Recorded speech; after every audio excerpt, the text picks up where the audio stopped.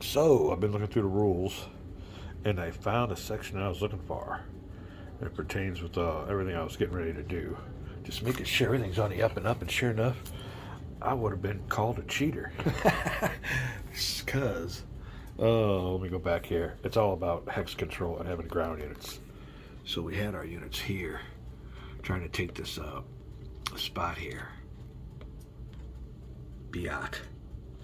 But we can't control that. The only way you can control hexes is through ground units, which makes a lot of sense. So I retreated that unit back here to the nearest port. We could have put them back here. You can put up to 6 units in a port, but we thought we'd go over there. But yeah, we need to have ground units in all these spots. Well, like I said, makes sense. Definitely makes sense. It's a good rule. That's why I wanted to look it up. I'm like, there's no way I could be taking all these hexes with just naval units. So yeah, we got to move ground units in there. Now the thing of it is, he can move in G-Tex and control and move out. But once we get the ground unit in there, you got to get ground units in there, and they can move out. And some garrison or something will intrinsic garrison, or not intrinsic, but they'll leave some troops behind, and that's what that represents. So our control markers are valid in the places where we had ground units. We'll be back. All right, well, it be late night gaming. We're having a great time down here, and one of the beauties of being off work this time of year. But gotta be quiet because we do have people sleeping. So I hope the audio turns out.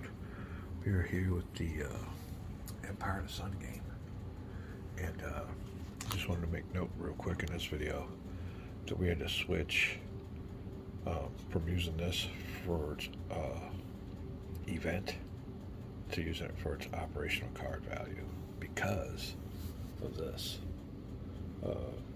We only activate naval units. So I went through the Rasmus bot again, and I did something wrong. I could show you here. Oh.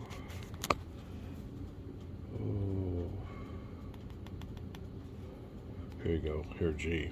Do all available military event card restriction prevent the attack and capture of chosen objectives? Yes. So from G, we went on here to restricted event operational card strategy, and that was what was holding me up, because you can't take objectives with just naval units. You need ground units. So this card is an event card, but it prevented that by only activating naval units. So we used it for its ops value.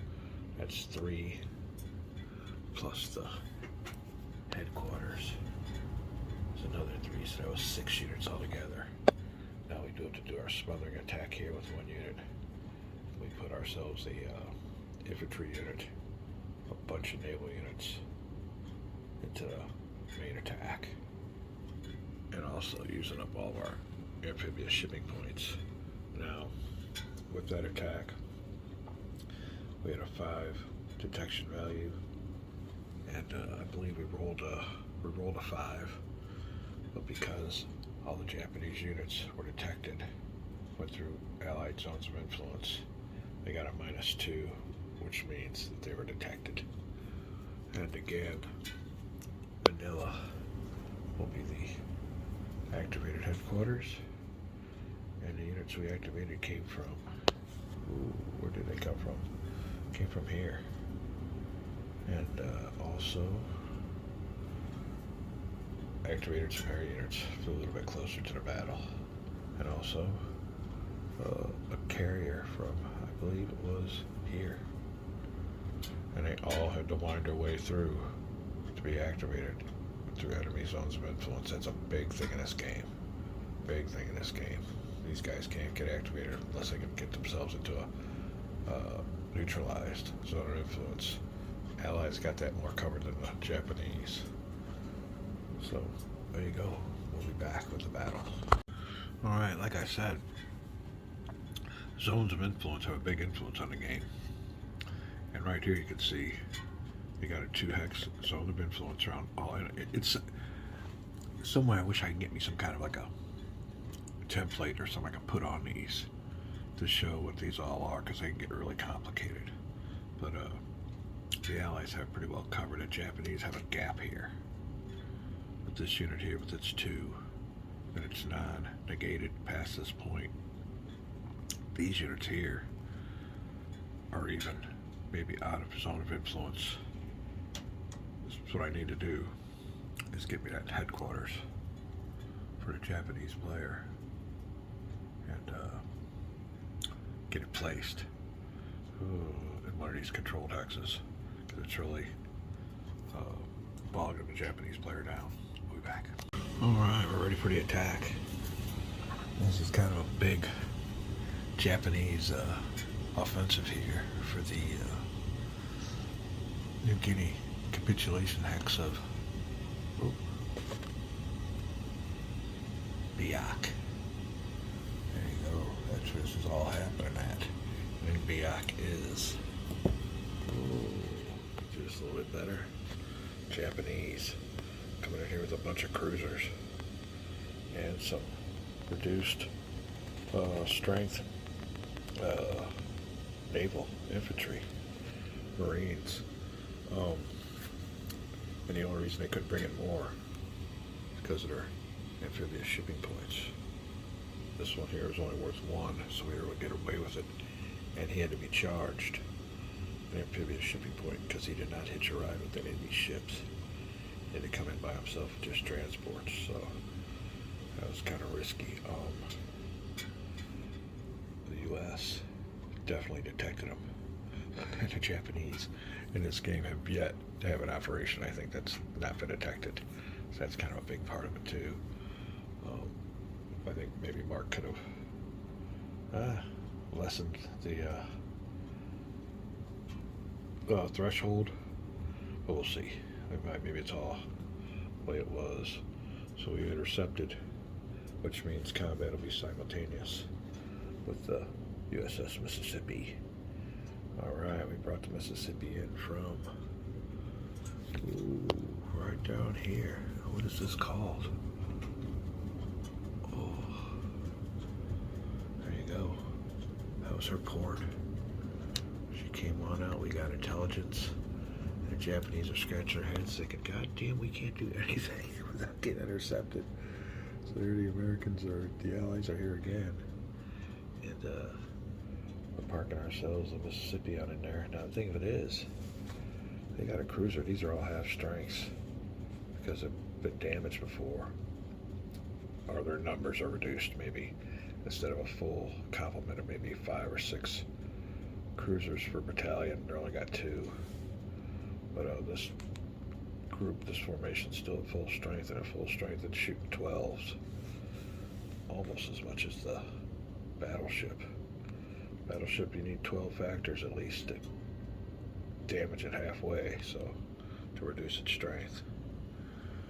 It's a pretty nice cruiser there. What else am I going to take note of? Oh, also, U.S. throwing in a Indomitable. Looks like, yeah, reduced strength Indomitable. And some air units we transferred bases, so we give them their full 10 factors. And it comes down to these numbers right here. Imperial Japanese Navy. Naval air factors will be 29. Allies shooting at them at 40. We'll be back with the all-important combat effectiveness die roll. Alright, we're back. And to keep the house kind of quiet last night, we had to do things kind of on the QT. But we made our combat effectiveness die rolls for our combat in that hex. And here you go. Japanese have rolled a 3, and they are not modified. They would have been modified if it was an ambush attack or surprise attack, but it wasn't. So they will get 1/2 of their 29. So we'll have to do some math on that one. Let me see, divided by 2. All right, now the U.S. rolled even worse with a 1, so he'll get a quarter, 1/4 of 40. There you go. Figure this out. We'll be right back. Bad rolls all around. Japanese inflicting 15, and we're only inflicting 10. So with the Japanese 15, that will definitely be enough to flip the Mississippi on over. She can absorb 12, and then they'll leave 3 dangling because it won't be enough to destroy the Mississippi. On the other hand, Mississippi's firing it only inflicts 10 hits. So we will, best way to do it for us would be to inflict 8 on this one, destroying her, and then leaving 2 dangle. And that will be the result of the combat. We got a ship sunk and one heavily damaged. 50%, well, I don't know about 50% of its combat. Yeah, about 50%, yeah. So something happened in the USS Mississippi. Next we will go on to the ground combat phase. Be right back. Allies 8 versus Japanese 2. Combat's always simultaneous, and I don't think there'll be any. Well, there might be. Yeah, it's true. Japanese are going to suffer a offensive player after modify the offensive player's die roll. So the Japanese will be suffering a what kind of train is that? Huh. Look at that there, my friends. We got a different train type there. I think that's going to be called an atoll. Let me go look here real quick. Oh, what we got? Where's the great train show? Alright, sorry about that. We must have a bunch of stuff we need to erase. So let me take care of that real quick and we'll be right back. Alright, camera maintenance taken care of. We're back at it. Let me look at where the... Oh, see if we can zoom on in. Terrain feature. Oh, they do have something right there. A road train up. Oh, that's a road. Unplayable island or land area. Huh. You gotta be able to play something on there, ain't it? Yeah, we got that here. Let me show you real quick. We do have unplayable, which is this gray stuff here, but then we got the beige. And we'll look that on up. That is what we're looking for. Oh, where are we at here? Open. Okay, I guess it's open terrain. Huh. Open jungle, mist, mountains. Okay. That there will work. Open terrain, I guess. Let me check this out real quick without a camera cumbersome nation. Be back. Alright, yep. It is open. The one we were looking at here is this ocean atoll, and that doesn't affect us, so there you go. We will be looking for an open terrain, and I don't see any modifiers there, so the Japanese will be fine. They're going to roll their combat effectiveness die roll, and they're shooting with 2 factors, so they definitely need a high number. Trying to double that with a 2. So a 2 is less than 0 equals half. So they'll inflict 1 hit. Won't do nothing to the Marines. Marines are shooting with 8. How much of the how their fire is on that shooting range over there in Pendleton does it come into effect? They get a 5. 1. So that'll do it. That'll do it. That'll eliminate the invading Japanese. You got to figure too, the Japanese are coming in, as an assault. Well, just the battle. I guess the battle on the beach, because these boys are coming in an assault too, but they are taken care of. Bad news for Japanese player. Post-combat movement. They'll go on to battle. Oh, let's go on to battle number 2. We'll bring it back. All right, Japanese are going to have to bail from Biak, and the U.S. can stay there. We'll be right back. All right, Japanese player losing some invaluable or very valuable what do you call them? Naval infantry units. Not doing too bad on the ships lost though. Only lost 4. And earlier I was saying there were groups of ships. That's wrong because they are all individually named. So each ship is definitely going to be a individual vessel, whereas these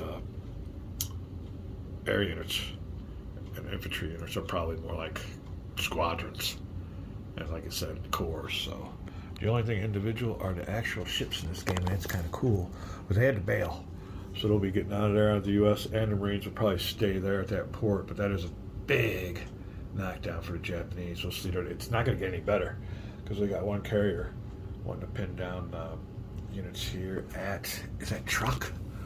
Let's see here. Yeah, truck. I'm starting to get to know this map. So we'll find out what's going on here real quick. We will check out the combatants. Battle Axe 2. Alright, this combat will only involve air and naval, since the Japanese are not bringing any ground forces with them. So we're down here. Allied attack factors are 24. Imperial Japanese Navy 10. I guess this will be called an intercept. And so hits will be simultaneous. 24 factors for the Allies. Whew, that could be a killer. Oh, I don't know if that was worth it. They're Japanese. Let's see what their all important die roll is. 5. Ooh, wrong one. Well, we'll give that to the U.S. So the U.S. had 5. So the U.S. will be a 1. Ooh, that hurts. 24 factors. That's what we'll get. Alright, so we get to apply 24 hits. That'll definitely, I think, sink that carrier. So the planes launched from the Lexington, the Enterprise, and the actual island itself. Right there. Put the hurt on them. Now the Japanese are going to roll for their combat effectiveness, and they definitely need a high roll. 4. 1, so they'll be inflicting 10 hits. Ooh, that could do something. That could do something. No, it don't affect them. Okay, we're good. Although it will affect him. 6. Let me see. I might have to take him on out. Yeah. 6, 7, 8, 9, 10. 4 left. 6 is what they got left. 4. Well, okay, we're good. So we definitely lost some aircraft in the attack. But the Japanese carrier right here, it's gonna have to suck up 24 hits. 12 of those 24. Another 12. It's 24, and he's done. Wow. This is not a good game for the Japanese. I'm trying my best there, but it's the Erasmus bot. And it really wasn't a bad attack, but man, you know, they're getting detected. I mean, it's just a bad game for the Japanese. All right, let me check everything out. Do some housekeeping. We'll be right back. All right, post-movement. You can see I've gone ahead and kept my units there with the Marines. That's always good. Looks like a volatile spot. So now we have definitely put a cog in there. It was looking good for them. They know not only suffered a defeat here, but a major defeat here, and that's just a backbreaker. But it's the Erasmus bot. And to be honest with you, I don't blame the bot. I just blame just the way the fortunes of war go. They definitely didn't seem to be concentrating on what they need to concentrate in this phase of the game. They did have their chance initially, and they'll even the Erasmus bot will concentrate on the Philippines, Hong Kong, I think it is, down here, or rather Singapore, and Philippines, Singapore, and some other areas, but it quickly found out that I was able to beef these areas up, and they didn't have the forces to take it over, so then they started kind of feeling their way around here. And in this part of the game, he wants to go for New Guinea, which is fine, but they are not having a good time of it. And as the way the game's built up, the Japanese player has maybe 1 or 2 turns to do anything, and then it's all, as it was in history, the U.S. Game to lose. But, what was I thinking of? I lost my train of thought. It's almost more of a challenge, I think, to be the Japanese player. And that's one thing that the Erasmus instructions said something for you to do, is to maybe start the game off as the Japanese and then switch and give the U.S. the Erasmus bot and play as a Japanese player. So that might be something to keep in mind. But right now, the Japanese are behind. I went ahead and looked earlier when I told you, we were looking at the Erasmus bot for the mid-game phases, and it was saying we should have had like 15 resources. We only got 6. You know, what to do after we captured Manila, Singapore. We didn't have any of those, so we came nowhere close to where I think they're supposed to be. But they have had some really bad die rolls, you know, and I think that's the name of the game. We're going to keep on playing, but like I said, it looks pretty bleak, and that was another big hit. we'll see how the game comes along. And it's a matter of card play. I guess things can turn around. Also, I went ahead and stashed the Japanese units here. I moved some of my air units around, and we'll keep a unit right here next to the fighting. He can't get to me unless he wants to do an amphibious assault on this little spot here. It's called, like, I think it's called Strong or something like this. What's it called? Say wrong. So we got a strong spot there at Say wrong. So we'll keep that unit right there. But there you go. That is the crux of it. Japanese out of amphibious shipping points. U.S. out of amphibious shipping points. So I don't know what the rest of this card play will entail. But this card here is gone. It is now time for my card play. And I got, we're getting down to it. 3 cards that we have to use for ops. Their events have nothing to do with this phase of the game. This card here might even be, I might have to skip a turn and put this in as a future offensives card. We'll check that out, but that takes my whole turn. And then we'll figure out what the Erasmus wants to do. He's got 3 cards left also. That is the state of the game right here. My Empire of the Sun game. We're having a great time. Now I'm debating. I had a little debate in my head whether just to call this a game, since, you know, the Japanese are losing their butts off. But we're having fun with the mechanics. Like I said, it ain't really over yet. In this game, though, they have, and I didn't choose to play that way, they have got a bunch of games here. And we just started out in the beginning, December 7th, and went on up. And I could show you here real quick. Winning the campaign, and then the scenarios. So it says here in scenarios, the full campaign, that's what we started out as. And it ain't turning out too good for the Japanese. And I had a thought of, I gotta excuse all my dirtiness. I was working on cars, and I definitely need to trim my, you know what, we got the old trimmers here that we use for the things. We trim our counters. But we went around through here and played the full scenario. Now you can even stop here and go on to a 1942 scenario. We haven't hit 42 yet. What else we got here? Let me see. Then we come down to a short game, interservice rivalry, and political will events. For tournament play, they got tournament play or something in here too. Oh, different kind of setups. Huh. I thought they had more scenario. Okay, hold on. There you go. The 1944 scenario. Oh, what other scenarios I got in here? All kinds of. Let me pause this to clear my throat. All right. And even shorter campaigns. All kinds of stuff for you to do in here. Like I said, I just got the game set up, the grand campaign, and went on from there. Let's go around here some more. They got victory point schedule. Oh, my goodness. All kinds of stuff. Master scenario set up. So there you go. And they even have that little bitty game. I don't want to say little bitty, but the miniaturized game that came in addition of their war game magazine that they threw in here. I'll have to find where that one is.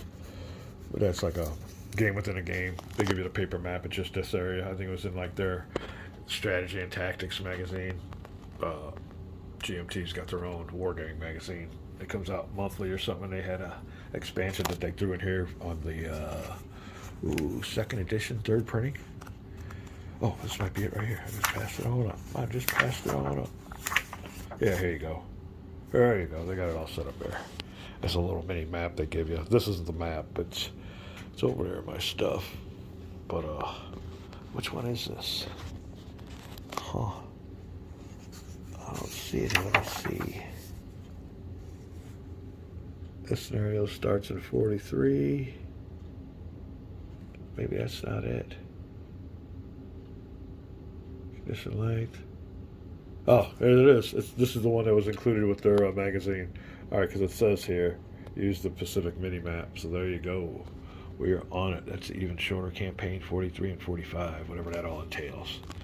All right, that's the state of my Empire of the Sun. I got some cards here I need to look at for my response to whatever the Japanese can try to do. We'll be right back. All right, gonna make it a video. But before we do, we have a little bit of battle errata, and that was on distributing hits. Oh, where's that plane at? There was one.